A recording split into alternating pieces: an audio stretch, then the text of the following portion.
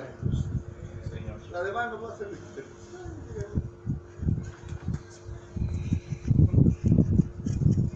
la unción, manifestaciones de los dones y la gloria de Dios.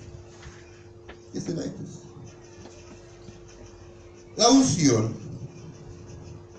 Nosotros oramos y decimos: Señor, danos unción fresca cada día para poder soportar las tentaciones del enemigo que cada día se está poniendo por delante. Esa es la unción del Espíritu Santo. Dios nos protege, Dios nos cuida. Manifestación de los dones. Cada uno de nosotros tiene dones especiales que el Señor le ha dado. Algunos saben cuáles son sus dones, otros no tienen ni idea, el caso mío. La más remota idea. Yo le dije: Señor, dame el don de la... ¿Cómo se llama esto? Cuando uno adivina y piensa... Discernimiento. Dame el don de discernimiento para conocer lo que piensan los hermanos. Nada. El Dios de la cachatilla me dio pena. Nada más. Tenemos que... Hay personas que tienen el don de predicar, predican precioso. Personas que cantan maravilloso. Como la hermana que estaba cantando acá, la Fernandita. Maravilloso. Bueno, la primera voz también es otra cosa. Músicos, el pastor toca todos los instrumentos. El bajista toca el puro bajo.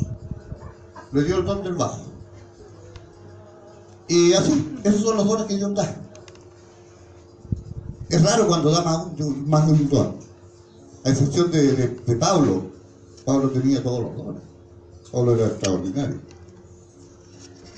Entonces, esos son los dones. Y la gloria de Dios, porque estamos hablando, de la unción, la manifestación del Espíritu y la gloria de Dios.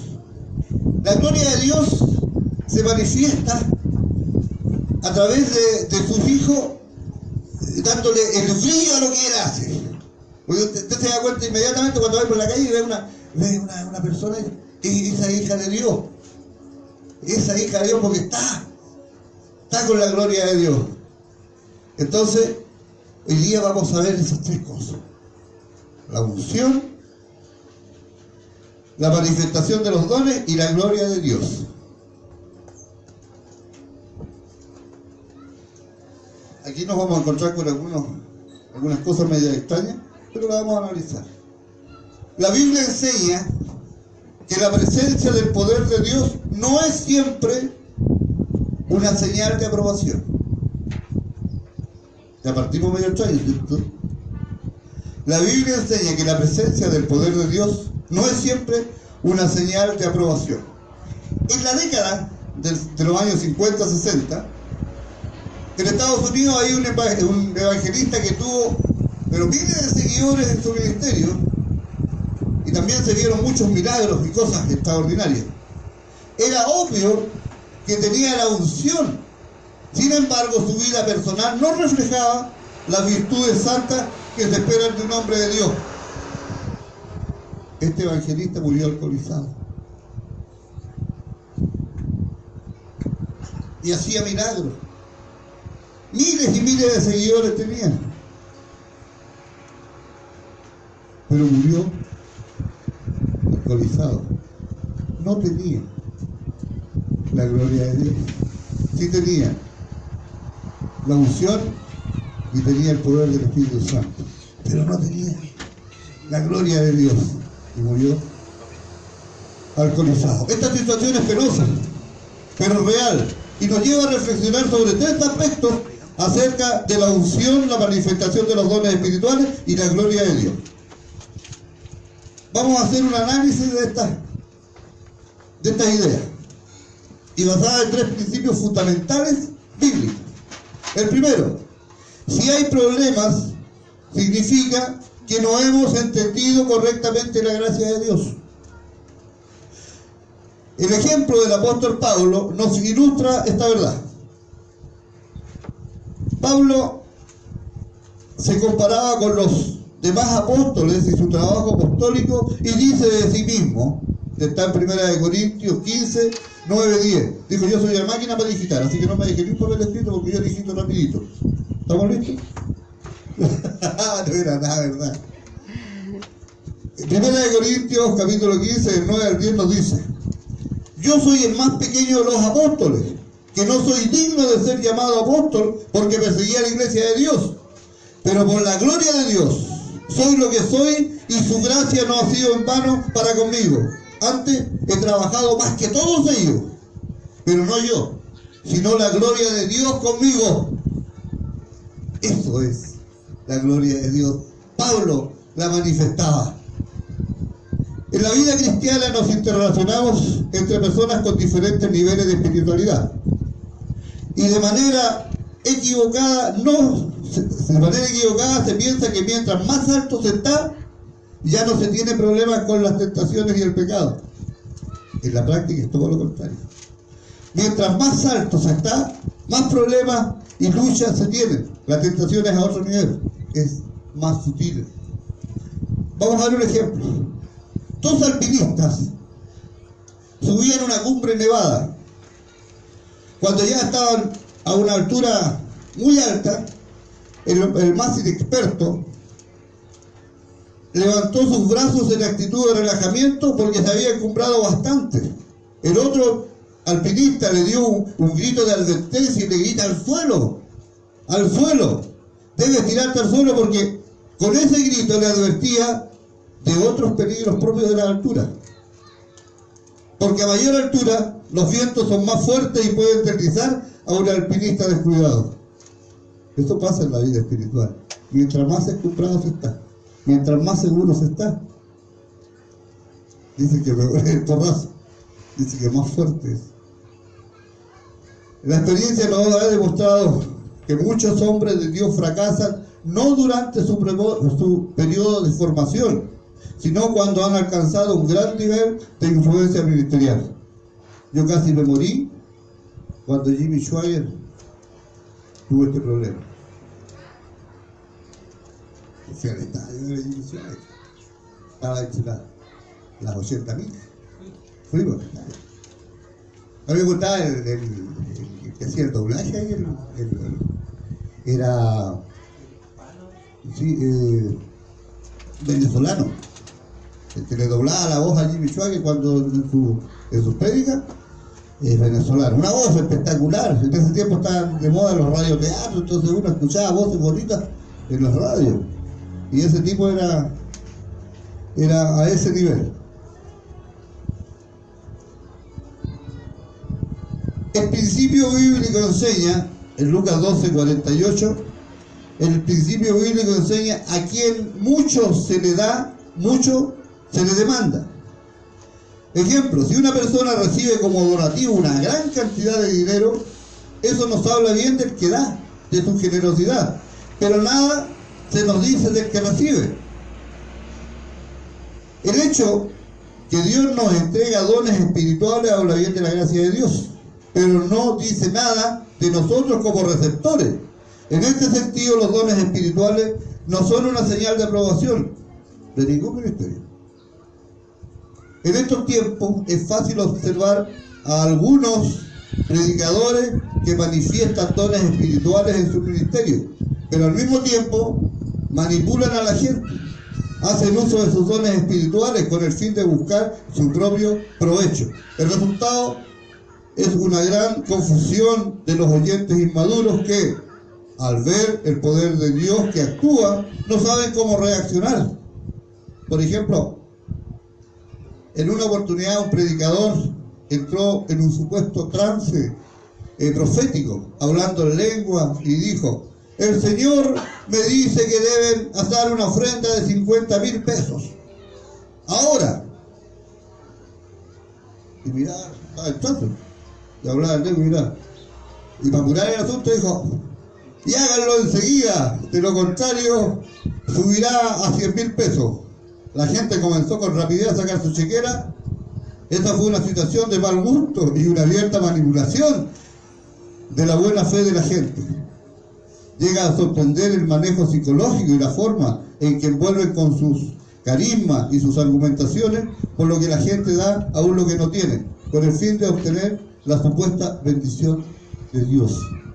Ahí está la televisión, hermano, cuando empiezan a pedir de forma descarada, o sea, casi cara dura.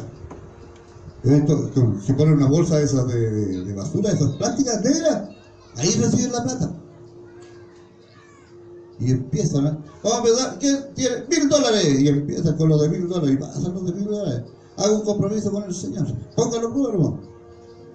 La tarjeta de crédito también se dice. No, esto no sirve. Si en mi casa, le dice la señora, en la escritura de mi casa, así sirve. Así, a su extremo. A este extremo. Y nosotros, nos da vergüenza cuando le digo, en la ofrenda para que pagar la luz. Somos pocos, entonces nos cuesta pagar la luz y el agua. Así que son 1000 pesitos de la ofrenda nos sirven para pagar la luz y el agua. Y con vergüenza. Y los otros $1000, 100.000 pesos. Y pasa a usted los 50, espera ya. No, señor, usted está enfermo, así que tiene cáncer ya, pues 100.000 pesos, no tiene problema. Y ya, y si te ponen las manos, señor, y ya, eres sana, y se va a la bolsa. Y murió como la semana después. Qué barbaridad. Bueno, los seres humanos tenemos virtudes y defectos. Por más espiritual y dotado que sea un individuo, todos en algún momento manifestamos ciertas actitudes carnales. Todos cometemos errores porque aún estamos en proceso de desarrollo cristiano. El propio apóstol Pablo se equivocó cuando reprendió a Pedro en público. El pasaje que está en Gálatas, Gálatas 2, del 11 al 14. Ahí está. Gálatas 2. Por cuanto Pedro vino a Antioquía, le resistí cara a cara, porque era de condenar. Pues antes que viniesen algunos de parte de Jacobo, comía con los gentiles, pero después que vinieron, se retraía y se apartaba, porque tenía miedo de lo de la circuncisión. Y en su simulación participaban también los otros judíos, de tal manera que aún Bernabé fue también arrastrado por la hipocresía de ellos. Pero cuando vio que no andaban rectamente conforme a la verdad del Evangelio, dije a Pedro delante de todos: si tú, siendo judío, vives con los gentiles y no como judío, ¿por qué obligas a los gentiles a judaizar? A pesar de que Pablo tenía razón, para estar molesto no debía haber avergonzado a su colega en el apostolado como lo hizo. El Señor dijo que debía hacerlo en privado. La Biblia nos afirma: por sus obras los conoceréis. Pero sí dice: el hombre del lenguado no será firme en la tierra. Salmo 140, no lo ponga, 140, 11 dice: por sus dones los conoceréis. Pero sí dice que el hombre del lenguado no será firme en la tierra. El hecho de que una persona exhiba milagros en su ministerio no significa necesariamente una señal de aprobación divina. Eso habla bien de la gracia de Dios al dotar a los predicadores. Pero la Biblia dice: por sus frutos los conoceréis, no por sus dones. Mateo 7:20, si alguien lo anota y después lo ve en la gente. Ya. El caso de Saúl, Dios lo cogió para ser rey sobre Israel. Era lo mejor que el Señor le pudo dar. A poco andar su corazón, se confió en sí mismo y al final desobedeció la voz de Dios a no destruir por completo a Amalek, por lo que fue desechado. El profeta Samuel lo reprendió en el nombre del Señor. Eso está en 1 Samuel, capítulo 15, 17 al 23. Vamos a ver qué fue lo que le dijo Samuel a Saúl. Saúl fue el primer rey que ungió el profeta Samuel. ¿Lo tenemos? 1 Samuel hasta el 23. Y dijo Samuel: aunque eras pequeño en tus propios ojos no has sido hecho jefe de las tribus de Israel, y Jehová te ha ungido por rey sobre Israel. Y Jehová te envió en misión, y dijo, ve, destruye a los pecadores de Amalec, y hazle guerra hasta que los acabes. ¿Por qué, pues, no has oído la voz de Jehová, sino que, vuelto al botín, has hecho lo malo ante los ojos de Jehová? Y Saúl respondió a Samuel, antes bien he obedecido la voz de Jehová, y fui a la misión que Jehová me envió, y he traído a Agag, rey de Amalec, y he destruido a los amalecitas. Mas el pueblo tomó el botín, ovejas y vacas, la primicia del anatema, para ofrecer sacrificio a Jehová tu Dios en Gilgal. Y Samuel dijo, se complace Jehová tanto en los holocaustos y víctimas, como en que se obedezca la palabra de Jehová. Ciertamente el obedecer es mejor que los sacrificios, y el prestar atención que la grosura de los carneros. Porque como pecado de adivinación es la rebelión, y como ídolo e idolatría la obstinación, por cuanto tú desechaste la palabra de Jehová, él también te ha desechado para que no seas rey. ¿Cuál fue su actitud? Solo un reconocimiento de culpa.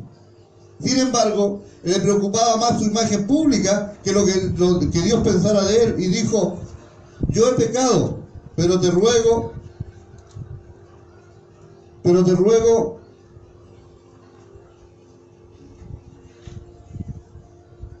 que vuelvas conmigo para que adores a Jehová tu Dios. Y volvió Samuel tras Saúl y adoró a Jehová. Así, un ministro de evangelio puede descender y llegar a la bancarrota espiritual e importarle más la honra de la iglesia y su propia imagen que la manera en que Dios le vea. Y eso tiene una razón muy importante, porque estos ministros se preocupan más de su propia imagen, de su congregación, y no les importa mucho lo que Dios ya piensa de ellos. Lo hemos visto con el caso de las predicaciones estas de prosperidad y solo Jesús y tantas otras cosas, que no les importa mucho, les preocupa cómo está su imagen con la congregación nada más. La Biblia declara que el Espíritu del Señor se apartó de Saúl. Como resultado, era atormentado por espíritus malignos que lo hacían desvariar. Llegó a sentir celos amargos de David, que lo llevaron a cometer grandes locuras, y fue capaz de matar a 85 sacerdotes del Señor por haberlos ayudado. Sin embargo, tuvo algunas manifestaciones posteriores del Espíritu Santo. Y esta es otra traducción, cuando habla de sacerdotes, dice 85 pastores. Pero dejémoslo, yo por eso quise dejar esta versión, pastor, porque le tengo mucho cariño a usted y no quise asustarlo. Y menos en esta instancia donde mañana hay exámenes. ¿Sí? ¿Ve cómo manipulo yo también porque podría haber puesto la otra versión? Ya. El Espíritu vino sobre el rey para darle la oportunidad de arrepentirse, y la poderosa influencia del Espíritu lo dejó sin excusas. Esta experiencia debe haberle recordado la ocasión anterior, cuando el Espíritu había entrado en él por primera vez y cuando había degenerado desde aquel entonces. La experiencia lamentable de Saúl sirve como ejemplo de lo que puede acontecer a un hombre que deja a Dios. Podemos ser santos, pero al mismo instante podemos ser demonios. ¿Quién dijo amén? Demonia. En el caso de Saúl, este reconoció que Dios se había apartado de él, y en su desesperación buscó en las arenas del ocultismo. Se volvió medio brujo después este rey, ¿eh?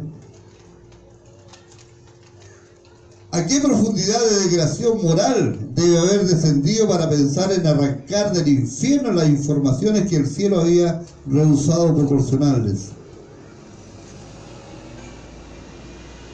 El segundo, en el 3 puntos estamos en el segundo. Empezamos medio raro con el primero y el segundo igual. El vaso no necesariamente tiene que estar siempre limpio para ser usado por Dios.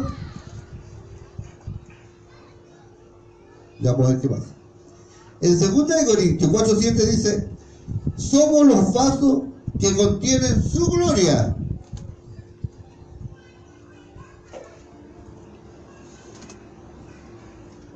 Las motivaciones para actuar en la obra de Dios no siempre son las más nobles.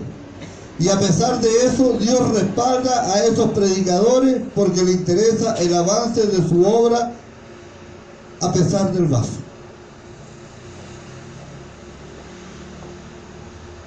Dios usa de repente aquellos tipos que no están muy, pero lo usa para que puedan entregar el mensaje.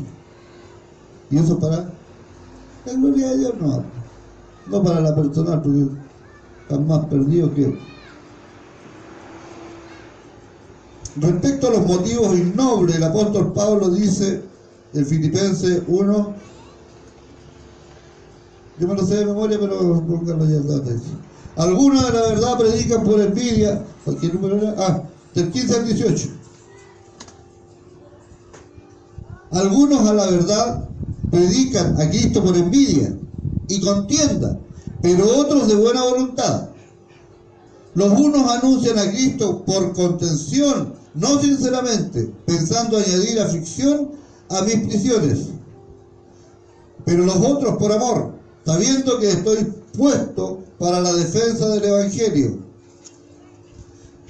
¿Qué pues? ¿Qué no obstante, de todas maneras, o por pretexto, o por verdad, Cristo es anunciado, y en esto me gozo, y me gozaré aún? Es triste pensar que esto en verdad puede ocurrir. Nos cuesta aceptarlo, sin embargo, la experiencia demuestra que Dios actúa a pesar de nuestros sentimientos mezquinos, y nos puede usar como sus instrumentos. La enseñanza de la Biblia define a un ministro como un siervo al servicio de su amo.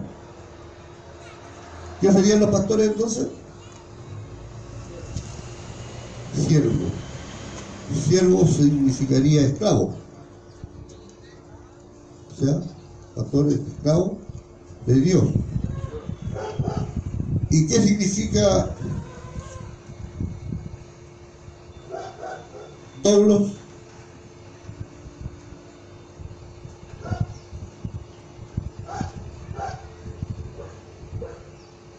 Esclavo. Pero esclavo de los esclavos. En aquellos tiempos mandaban a los esclavos a trabajar en los campos, a cosechar, pero a patita pelada. Eran esclavos. Entonces ellas se metían en las tiembras y se hacían tira los pies. Entonces cuando volvían en la noche con los pies todos chotiras, sangrantes, estaban los doulos, que eran los que le lavaban los pies, los que le curaban los pies. Por lo tanto eran los esclavos de los esclavos. Entonces, un pastor que es siervo, que es esclavo, tendría que ser doble. Esclavo de los esclavos, siervo de los siervos, humilde. Y a decir, o sea, humilde como Gardel, ¿te vas a hacer eso? En alguna parte aprendí eso yo. Humilde como Gardel. Cuando era joven, parece. ¿Sí? ¿Usted cree que yo nací arriba? ¡No! Yo le contara, dijo. ¡Ay, Dios mío! No te acordás de eso, dijo. Nunca más te acuerdas porque yo ya me olvidé. También le pone en posición de colaborador. Mire, todos los cambios que hace el Señor con su siervo, ¿cierto? Esclavo, siervo, doblo, colaborador de Dios, y como mayordomo o administrador de los misterios de Dios. Como siervos, nuestros derechos personales han muerto con Cristo en la cruz, y el ejercicio del ministerio espiritual debe llegar a ser un fluir de la gracia del Señor a través de un vaso dispuesto para Dios. Esto está bien. Sin embargo, en la práctica, llegamos a pensar que el ministerio nos pertenece, que es nuestra propiedad y que Dios debería estar muy honrado de que nosotros estemos trabajando en el mismo. ¿Ha escuchado usted eso? Esos pastores que mi ministerio y esto es mío y todos son míos y Dios se tiene que sentir honrado de que yo trabaje en su ministerio. Ese está más perdido que Satanás.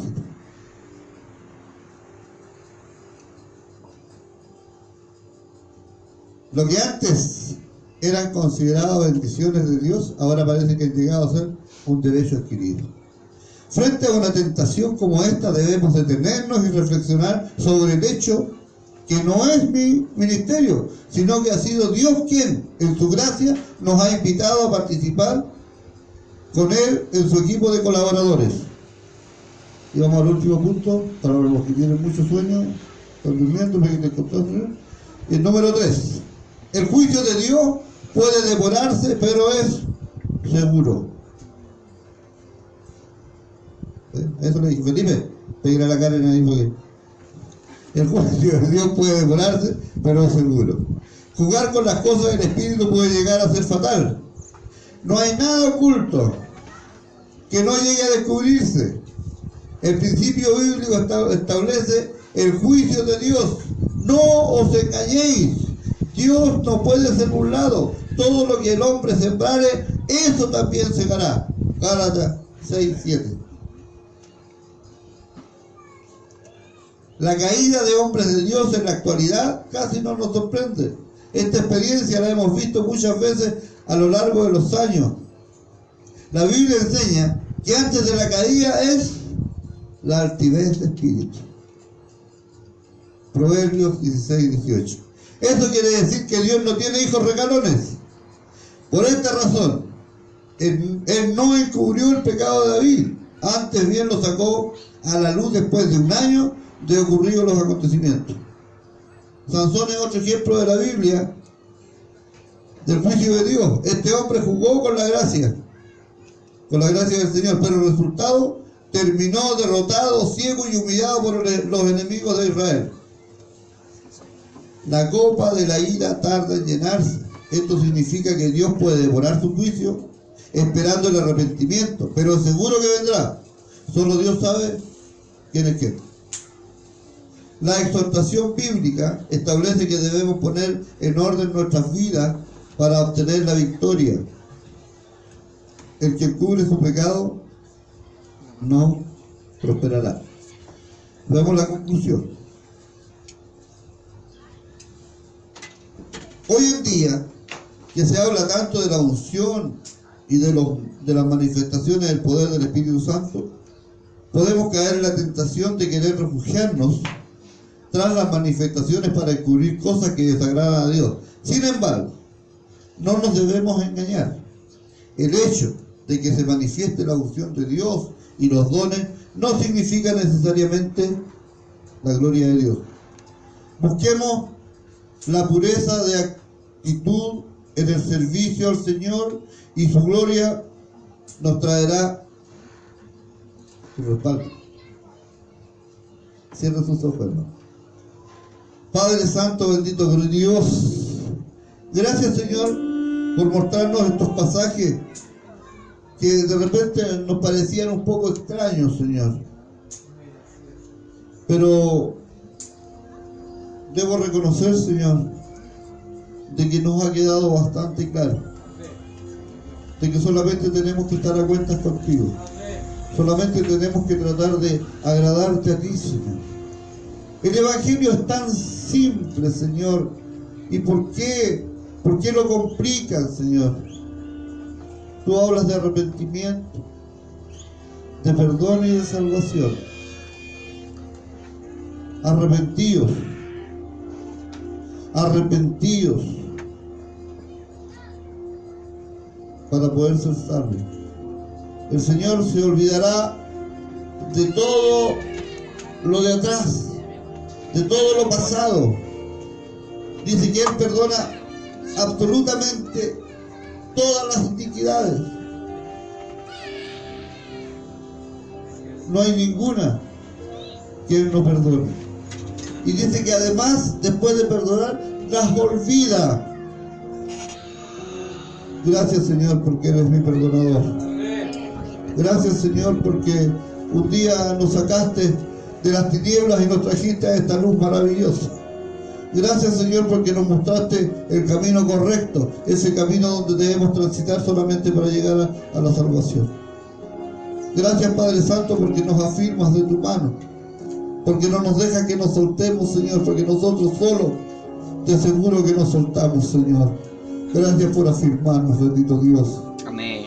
Te damos las gracias esta mañana, en el nombre de tu sagrado y bendito Hijo Jesús. Y la iglesia dice: Amén. Amén.